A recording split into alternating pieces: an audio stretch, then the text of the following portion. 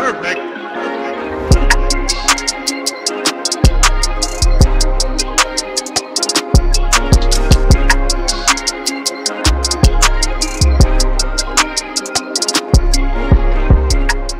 Je tenais à vous remercier du fond du cœur pour votre soutien. Et oui, vous le savez, il y a à peu près un mois, j'ai sorti ma propre marque de bande élastique et vous avez déjà été nombreux à passer commande. Et ça, je peux vous dire que d'une part, c'est un grand soutien, ça me donne une grosse source de motivation pour continuer de vous faire des vidéos sur YouTube. Et en plus, bien sûr, ça me soutient financièrement pour continuer à essayer de développer ce concept de musculation 100% aux élastiques. Du coup, je me suis dit que j'allais vous faire une vidéo aujourd'hui pour vous détailler un petit peu mes choix que j'ai fait pour vous proposer au final ce matériel. On va parler qualité, élasticité, on va même parler du choix des coloris. Donc en gros, on va passer tout ça en revue dans cette vidéo. Avant de commencer, rituel, ai-je encore besoin de le préciser? Pensez à vous abonner à la chaîne. Vous le savez, ici, je traite tout ce qui concerne les bandes élastiques de musculation.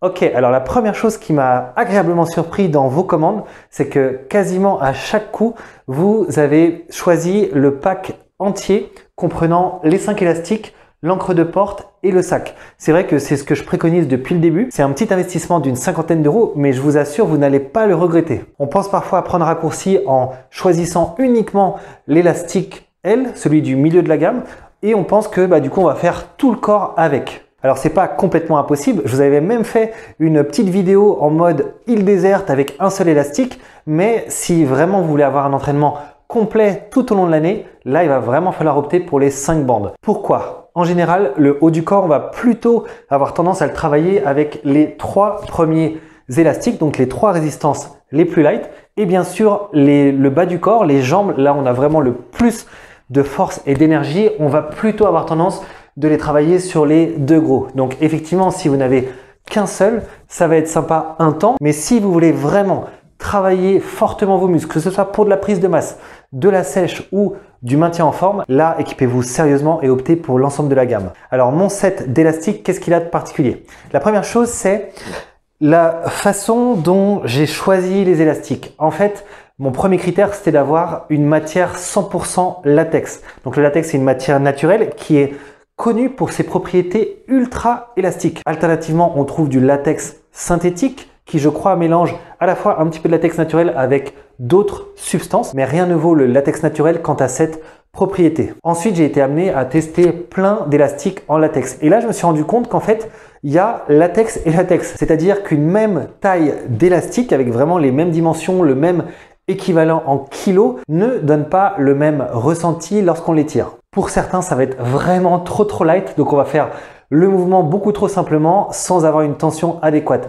Pour d'autres, donc même taille, équivalent, là, on va avoir au contraire un mouvement qui va être vraiment ultra difficile à exécuter. Donc moi, j'ai opté pour un espèce de juste milieu entre tout ça. Je vous ai donné un élastique qui soit quand même bien robuste, qui donne un gros répondant, mais qui soit aussi assez souple, assez flexible pour que nos muscles puissent travailler sur leur envergure complète. Ensuite, il a fallu définir les marquages sur les élastiques. Alors, je sais que beaucoup de fabricants mettent, comme je vous ai expliqué tout à l'heure, des équivalents poids sur chaque élastique. Et j'ai remarqué qu'en fait, beaucoup de gens novices vont vraiment se focaliser là-dessus en se disant, par exemple, pour un équivalent 20 kg, je vais vraiment avoir pile mon ressenti de 20 kg quand je vais faire ma contraction. Donc, ils comparent ça directement avec les haltères qu'ils ont en salle de muscu et pensent pouvoir transposer exactement la même charge avec les élastiques. Et là, forcément, il y a erreur. Pourquoi? Je vous avais déjà expliqué comment les calculs en équivalence kilo étaient faits pour les élastiques.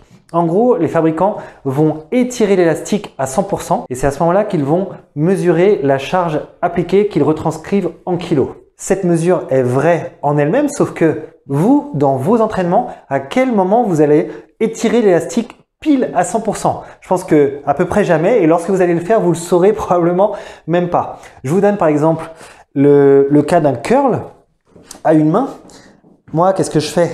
Je prends l'élastique ici et quand je fais mon curl, j'ai la tension qui me correspond. Mais là, je ne sais pas du tout à combien de pourcents est étiré l'élastique. Donc, je vous le répète, ne vous fiez pas au kilo indiqué sur les élastiques. C'est pas une mesure que vous allez pouvoir vraiment appliquer pendant vos entraînements. Focalisez-vous sur votre ressenti. Il faut simplement que votre muscle soit surchargé pour travailler efficacement. Pour revenir du coup au marquage décidé avec le fournisseur, eh bien je suis parti, évidemment j'ai mis le logo, vous connaissez maintenant, ça s'appelle Oxygène Fitness, et j'ai mis l'équivalent de la taille avec des lettres. Donc la taille large pour l'élastique 3e de la gamme.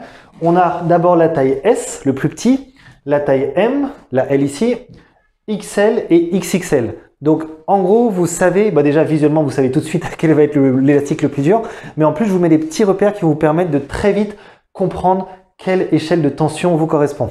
Au-delà des bandes élastiques, il y avait autre chose à laquelle j'ai été ultra vigilant.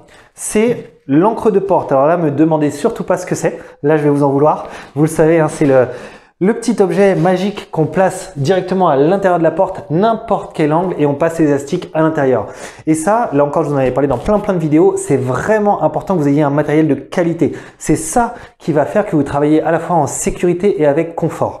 Pour la partie sécurité, j'ai fait en sorte de trouver une encre de porte hyper large sur la partie en mousse. Donc là, je peux vous dire que quand c'est bloqué dans la porte, d'une part, ça ne l'abîme pas, et d'autre part, ça va venir se caler solidement. Sur la partie confort, là, j'ai insisté beaucoup pour que le fournisseur vienne greffer cette doublure de renforcement. C'est-à-dire que on n'a pas uniquement la lanière en tissu qui fait le tour, on a cette boucle renforcée à l'intérieur qui va venir vous donner à la fois du confort et d'ailleurs encore de la sécurité. Là, c'est la partie qui va toucher l'élastique, donc c'est important qu'elle soit à la fois soft et renforcée. Voilà les 3 points sur lesquels j'ai été vraiment insistant, voire même très chiant parfois envers les fournisseurs. C'était vraiment important d'avoir ces 3 critères réunis. Enfin, pour le confort, j'ai voulu avoir un sac là encore un peu particulier.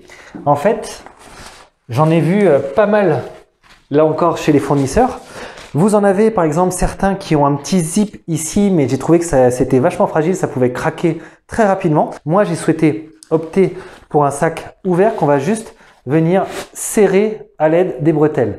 Ça m'amène justement à ce deuxième point. J'ai absolument souhaité qu'il ait des bretelles. Ça, c'est quelque chose qui me paraît incontournable. Vous le savez, moi, ce qui me plaît peut-être le plus dans les élastiques, c'est le fait qu'on peut les transporter absolument partout sans contrainte. Eh bien, les bretelles, ça fait partie du mode de transport en lui-même. Donc, pour moi, ça s'est imposé comme une évidence. Enfin, le dernier aspect que j'ai regardé, c'est la qualité des matériaux. Donc là, on a une espèce de toile en plastique et aussi on a des petits œillets là où les bretelles vont traverser qui sont en métal. Donc là aussi c'était important d'avoir quelque chose de solide, comme ça va vous durer le plus longtemps possible. Parlons pour finir un petit peu des couleurs. Et comme vous l'avez vu maintenant depuis pas mal de vidéos, j'ai opté pour une jolie petite couleur verte. J'aime bien m'entraîner en extérieur et en particulier dans les parcs. Et là, du coup, c'est une couleur qui va super bien se marier. C'est-à-dire que même quand j'ai tous mes élastiques, je les balance un petit peu partout par terre. Voilà, ça se mélange avec la couleur de la pelouse. C'est hyper discret, c'est vraiment très propre. L'autre raison, c'est que quand je m'entraîne à domicile, parfois, j'avoue, je l'admets, je suis coupable, je laisse traîner mes élastiques un petit peu partout en vrac. Et du coup, au lieu d'avoir plein de couleurs, moi ça me dérangeait un petit peu à l'époque quand j'utilisais je crois qu'il y avait 5 couleurs différentes. Là, au moins, on a une couleur unie dans le salon. Même si c'est en vrac, ça passe, ça reste encore à peu près anodin. Donc voilà pourquoi je suis parti sur ces couleurs. Voilà ce qu'il en est pour mes élastiques. Un de ces 4, je vous ferai également une vidéo sur les gants que je vous propose. Vous savez que c'est des gants, là aussi, que j'ai fait faire sur mesure, qui sont protégés vraiment bien pour pouvoir attraper les élastiques avec un maximum de confort. Donc ça viendra également sur la chaîne. Si vous souhaitez justement la soutenir ou tout simplement si vous avez besoin d'élastiques de top qualité, je vous propose de vous rendre sur mon site oxygenefitness.fr. Vous retrouverez tout ça en livraison à domicile. Voilà pour cette vidéo, et je la conclue avec à nouveau un grand merci pour ce bon démarrage. Et pour ma part, je vous souhaite une très bonne journée. Je vous dis à très bientôt pour une prochaine vidéo. Ciao! Perfect.